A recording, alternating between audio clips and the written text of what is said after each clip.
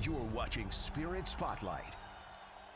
Hey everybody, this is Austin Sumwitz from WNEM TV5 Sports, and welcome to the Spirit Spotlight, where we zone in on everything Saginaw Spirit hockey. I am joined right now by play-by-play commentator and director of communications, Dylan Clark.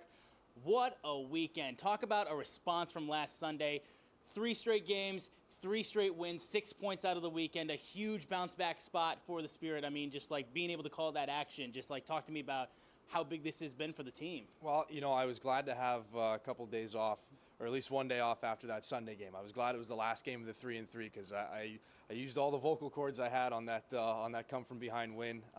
You go into a weekend like that and you're hoping for 4 or 5 points out of the 6, realistically, because Owen Sound's a good team. They were second place in the Western Conference. Windsor's the best team in the West and in the league right now. So you know it's going to be kind of a tall order. Schedule stacked against you maybe a little bit. 3-3s are always tough, especially when you finish them on the road.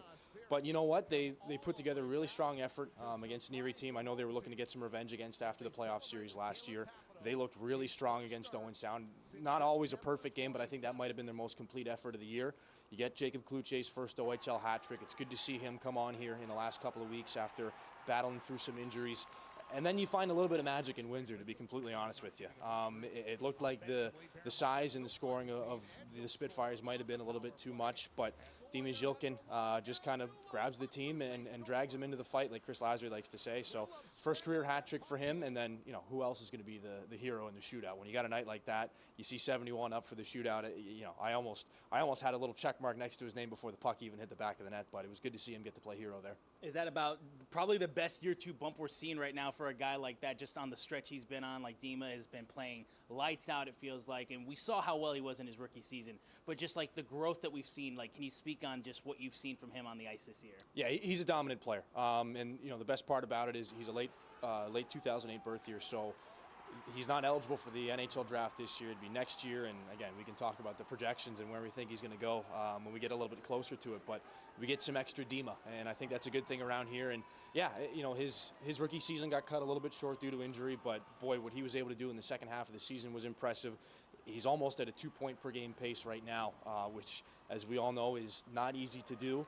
And he has that ability to take over shifts, and as we see more games, to take over complete games like he did on Sunday. You know, I think that was probably the best game we've seen out of Dima Zhilkin, and it's late October here of his second OHL season. So, you know, not to get greedy, not to get selfish, but okay, what else can he do for us, kid? Like, let's see. Another guy that's been playing such good hockey right now is Nikita Klepov, and talk about just a nod that he got with the USA Prospects game, too, that he just got nominated to. I mean, real quickly, how big is that for a guy like that? I mean, he's already been playing really strong hockey as well this year, but like to get an early nod like that, how big is that just to give him a boost of energy and confidence in his game? Yeah, no, the Spirit knew at the beginning of the year when they got Klepov in the import draft that he was going to be a really talented player. Really high projected NHL pick, and then Central Scouting puts out their ranking. He's a projected first rounder there, and then named to the CHL USA Prospects Challenge roster for Team US, or for Team CHL, I should say.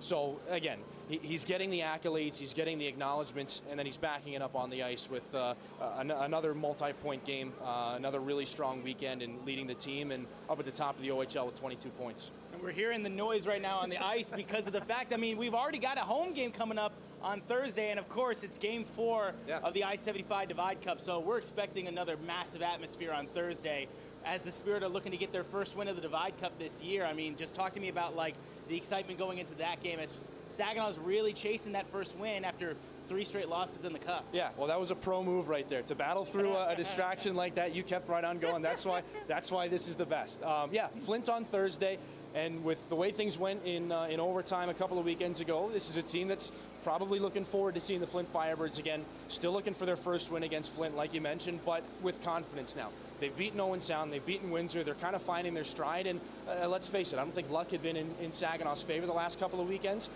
It might be starting to turn a little bit, so all it takes is one. I mean, we've seen in years past, Saginaw was in 10th place the Memorial Cup year. They get one win at home against what was at the time the Mississauga Steelheads, and it fuels a 10-game franchise history, 10 straight win run. So is that going to happen this time? I don't know. We're sitting at 3 right now, but they'd love to make it 4 against Flint. And then 2 more home games will be happening on Saturday and Sunday for the Saginaw Spirit when they host Windsor, another quick matchup against the Spitfires, and then they have the Brantford Bulldogs on Sunday. Talk to me. We already know about the craziness of that shootout win over Windsor, but we got Brantford on Sunday. What do those 2 matchups provide for the Spirit for challenges? Well, a lot of firepower on either side. I mean, we talked at length in the Windsor game about Liam Greentree. Ethan Belchez is supposed to be a really high NHL pick this year. Jack Nesbitt was another first-round NHLer to Philadelphia, so they could put the puck in the back of the net. They can push you around. They're big. They're forceful, and we saw that last weekend at the WFCU Center. So can they counter it for a second straight game? We'll see. And on the Brantford side of things, they haven't lost the game in regulation yet. They're the #1 team in the OHL's Eastern Conference. They got a lot of firepower. Adam Banach, their import player, is the leading scorer right now. So, again, a lot of firepower. We're going to see probably a lot of goals. The Spirit goaltending has been challenged. I thought Caleb Papineau was fantastic and really a bounce-back performance for himself in Windsor on Sunday. And Stepan Shurigins, he's finding his mojo here. He looked outstanding, almost unbeatable on Friday and Saturday here in this building. I think Spirit fans are really taking a liking to him. And let's face it, he's far from home. He's playing in a different environment and maybe took a little bit of time to really get that comfort level up. But we saw it in preseason. We saw it in camp. He's so talented. He's so athletic. He's 6'5", and he can use his frame. And now he's finding the confidence, and he's just looking comfortable making saves. Not complacent, but comfortable making these saves. And I think that's going to go such a long way, and they're going to need him coming up this weekend. I'm glad you mentioned goaltending, because if we go back to Caleb Papineau and the spot that he's in, because, I mean, it's big shoes to fill and big pads to fill when you're replacing a guy like Andrew Oak. And just trying to make up for the production that he did for the Spirit. I mean, can you talk to me about, you mentioned the good weekend he had and how big he's been able to just kind of grow and put up some good saves for the Spirit when they're really relying on him, especially in these high-scoring games? Yeah. You know, Caleb Papineau, he made a couple of 10-bell stops, especially one in the shootout for Saginaw on Sunday. And again, with the situation that he's in, it's been Stepan Shurigins' net. You know, he made 9 straight starts before Papineau got the nod on Sunday in Windsor, and he was fantastic. And for Shurigan, it was Andrew Oak's goal crease here for a long time in Saginaw, and his name is pretty high up there on a lot of the franchise goaltending records. And again, for Shurigan, we saw him kind of hold Saginaw in here. A couple of shorthanded breakaway stops come to mind against Owen Sound last Saturday that, you know, maybe we're having a different conversation if he doesn't make those stops. But yeah, he's making the saves he needs to. He's controlling his rebounds, and he's making a couple of saves that he probably shouldn't be able to make as well. And I know that endears you to a fan base and a hockey team pretty quickly. 100%. So fans have a lot to be excited about with 3 straight home matchups, Thursday, Saturday, and Sunday. If fans are coming out to the Dow Event Center for any of those games, what can they expect in terms of what the team's putting on and what they can expect coming out to the Dow Event Center this weekend? Yeah, Thursday, Halloween celebration, so dig up your best costumes and let's see what you got. I don't know if I'm not usually a dress-up guy. We'll see. We'll see if a costume makes. We're not going to see you in like a Pennywise mask or something. I don't know. I feel like that might be tough calling the game with a mask on. We'll see. I'll see what I can come up with. And then Saturday, as they take on Windsor, it's education night with Northwood University. I know they're going to be in the Jolt Celebration Club with their tables and resources. I know they're real big into the esports program. They're excited to show that off. Over 30 national championships, a couple of World Championships. I learned that earlier today, so always exciting to have the Northwood folks here with us.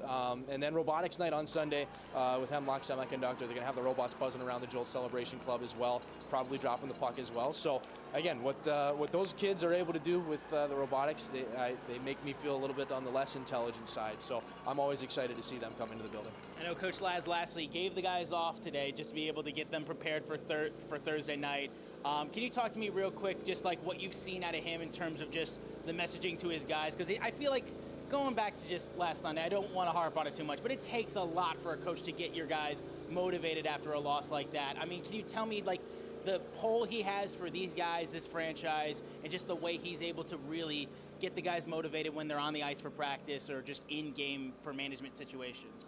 Yeah, I mean, you know, he's been behind the Spirit bench for a long time, so he's got a really good pulse on, you know, what gets guys going and what they need. He's in tune to the way his players are feeling and how to get the most out of them. So I think we saw that here over the weekend. It was a tough pill to swallow, and you need a head coach for a group of 17, 18, 19-year-old kids to kind of help you digest that sometimes. And I don't know exactly what the conversation would have been in that dressing room, but whatever was said, it seemed to work. And I mean, we've seen him get the best out of his players here for quite a long time. We got it more over the weekend, and again, I think we'll see it again come up here a busy 3 and 4 week at the Dow Event Center. That's right. So on Thursday night, the Saginaw Spirit host the Flint Firebirds. Then Saturday, Windsor coming back to town, and then Brantford on Sunday. So fans, if you want to come out to see any of those games, tickets are available at SaginawSpirit.com. Dylan, thank you so much for your time. We're excited to see what the Spirit do this weekend, so I appreciate you once again for your time. Yeah, no, thanks, Austin. It's going to be a great week. Yep, and I'm Austin Sumowitz with WNEM TV5 Sports. This has been the Spirit Spotlight. Go Spirit.